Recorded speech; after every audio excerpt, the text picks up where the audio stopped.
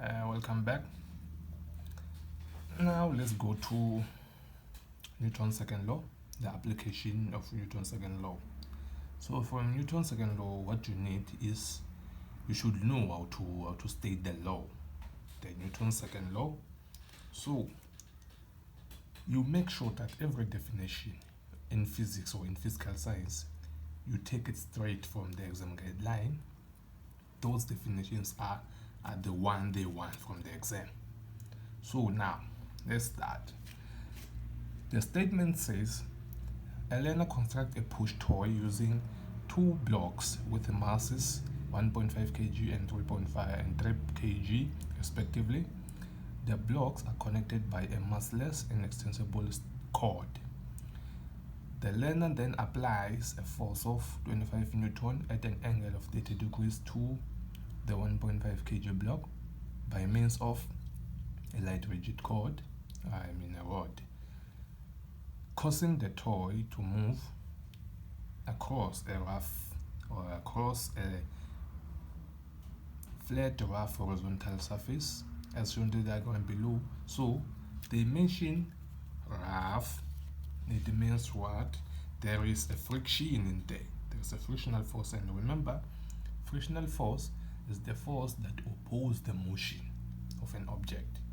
So it's always act parallel to the surface.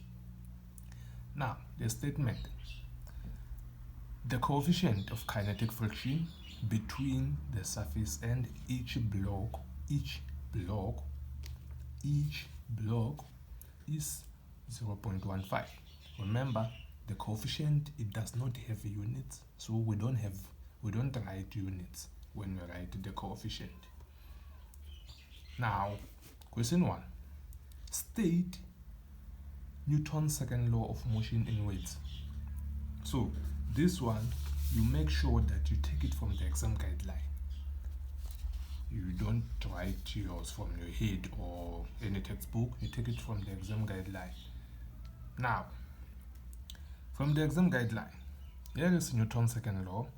It says when a resultant or a net force act on an object, the object will accelerate in the direction of the force at an acceleration directly proportional to the force and inversely proportional to the mass of the object. So now this definition means, or this law means, when we increase the magnitude of the force, we are increasing the acceleration of the system at the same time.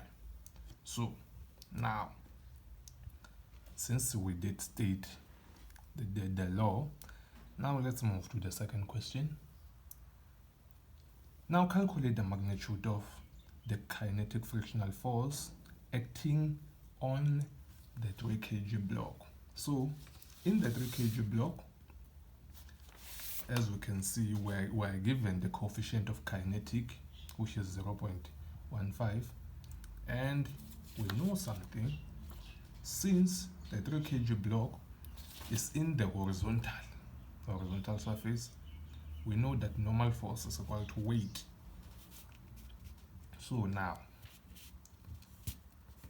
let's say this should be 2.1.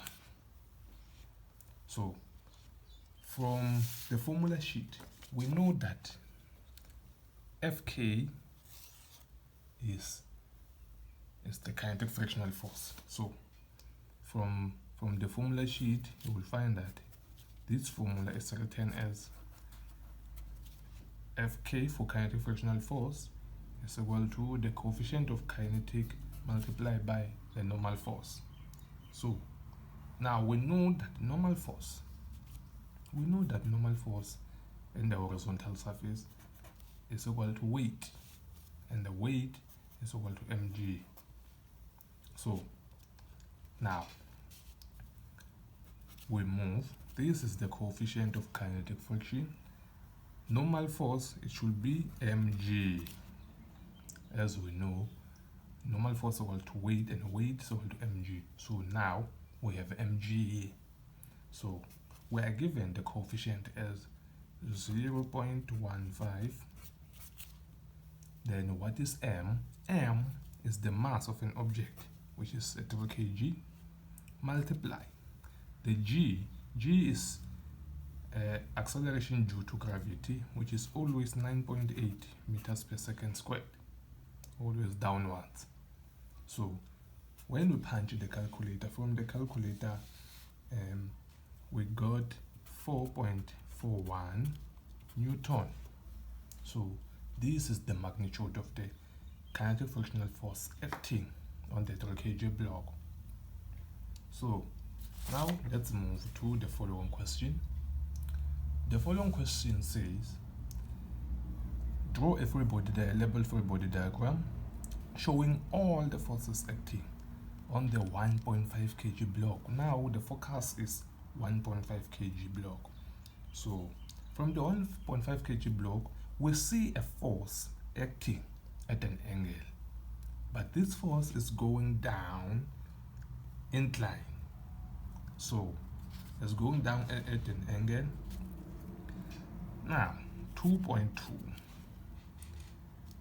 we know that when we draw a free body diagram, we represent the box or the object with a dot. So this is the object now. Then, since it's a horizontal surface, we have normal force that is always perpendicular to the surface. So this is our normal force, is always perpendicular to the surface.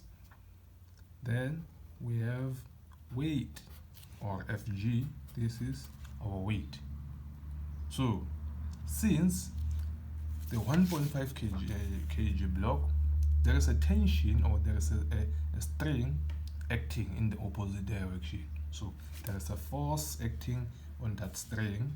We call it a tension. We call it a tension. So this is a tension now. But remember, there is a force that is always opposing the motion of a moving object. We call it the kinetic frictional force. So let me put it here. So this is our frictional force opposing the motion of an object. Now we have how many forces? 1, 2, 3, 4. Remember, don't forget to check the mark allocation. So the marks, since it's 5 marks, it means what? We are having 5 forces acting on that object. So now look at this force. It's acting at an angle. That means we should put it this way. This is the force acting at an angle. So this is our force. Now, since we have 5 forces, this is how they are going to allocate marks. So they are going to give you 1 for the normal force, 1 for the force, 1 for your weight, 1 for the frictional force, and 1 for the tension. So all in all, it's 5 marks. So this is how they allocate marks in the free body diagram. So make sure you know how to draw a free body diagram. Now let's move to the following question. The following question says, calculate the magnitude of the kinetic frictional force acting on the 1.5 kg block. So now they want us to calculate the kinetic frictional force acting on the 1.5 kg block now. So this one is supposed to be 2.3, 2.4, which is 2.4.1. So they said we should calculate the magnitude of the kinetic frictional force acting on the 1.5 kg block. Now, looking at the 1.5 kg block, the formula says Fk is equal to the coefficient. Since they said they want the coefficient, I mean the kinetic friction, multiplied by the normal force. So, but before you calculate here, you should know that since the force is acting at an angle, it means what?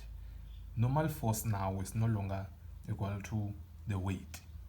So this is what you should do. Before you start calculating, you should draw this free body diagram now. So this free body diagram, it should be like this. Okay, let me use another one. It should be like this. So in this free body diagram, you show all these forces. So we have the normal force, which is going up, the weight going down, the tension, the frictional force.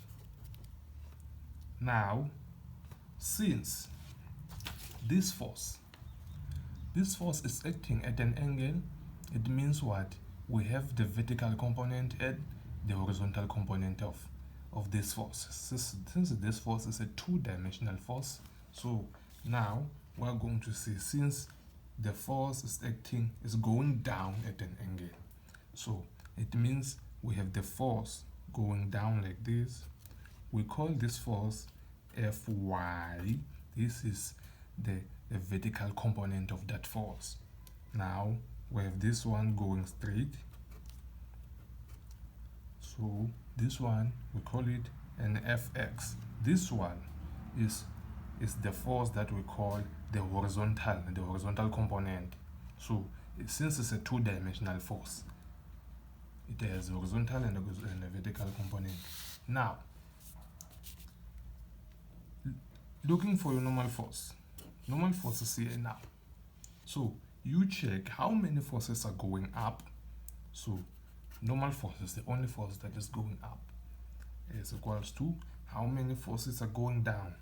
Now we have weight as one of the forces going down, and Fy plus Fy, these are the forces going down.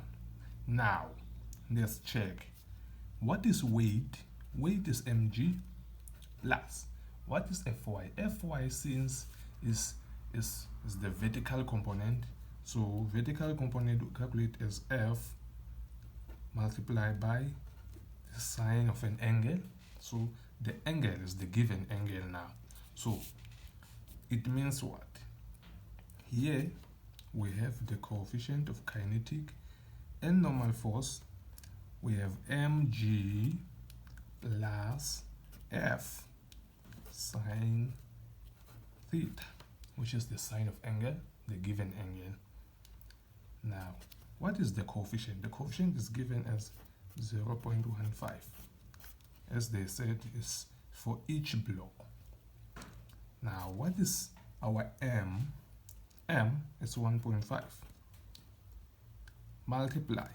What is g? G is 9.8 meters per second squared plus F. F is the applied force, which is the 25. So multiply by the sine what? Sine 30. So 30 is the given angle now. So from the calculator, we find that the 0.15, this all in all is giving us 12.5.